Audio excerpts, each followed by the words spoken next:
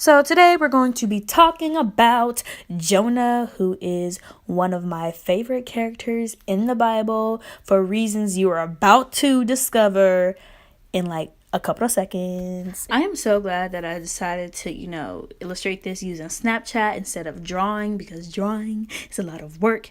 And I imagine Jonah looked just like this guy, grumpy, but whatever. Anyway, Jonah was the prophet of the Lord, and I wrote Christ, but I meant the Lord.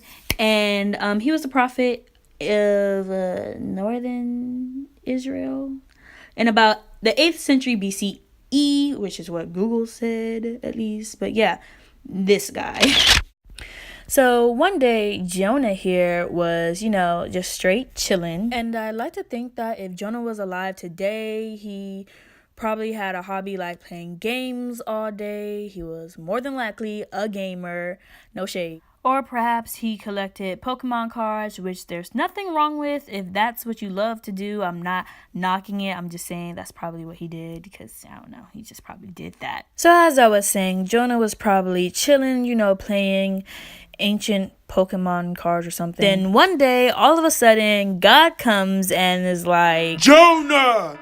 Go to the city of Nineveh and announce my judgment, for I have seen their wicked ways. Okay, so yeah, I know God has a still small voice, but I mean, for the sake of this video, let's just say he heard God's voice really, really, really, really loud. Okay, so Jonah hears the Lord's instructions, and I imagine he sat there debating it for quite some time before he was like, Nope.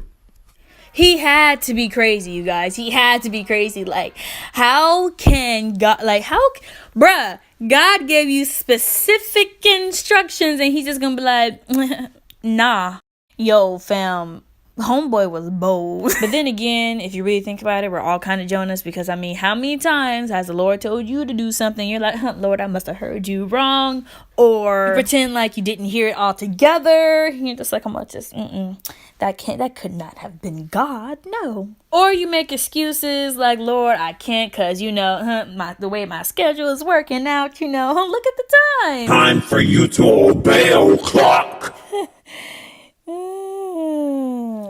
But you guys know what I mean. Like when the Lord tells you to, I don't know, maybe go up to that stranger over there and minister to him and, tell him about Jesus, your Lord and Savior. Or when the Lord tells you to break it off with your new boo thing and all of a sudden you want to act like you can't hear God. Yep, I'm in your business. So instead of going to the city of Nineveh like the Lord asked him to, Jonah decided to go to Tarshish, which is in the complete opposite direction. And I really hope I'm pronouncing these names right. Yep, so Jonah bought a ticket for a ship that was headed towards Tarshish and he took off.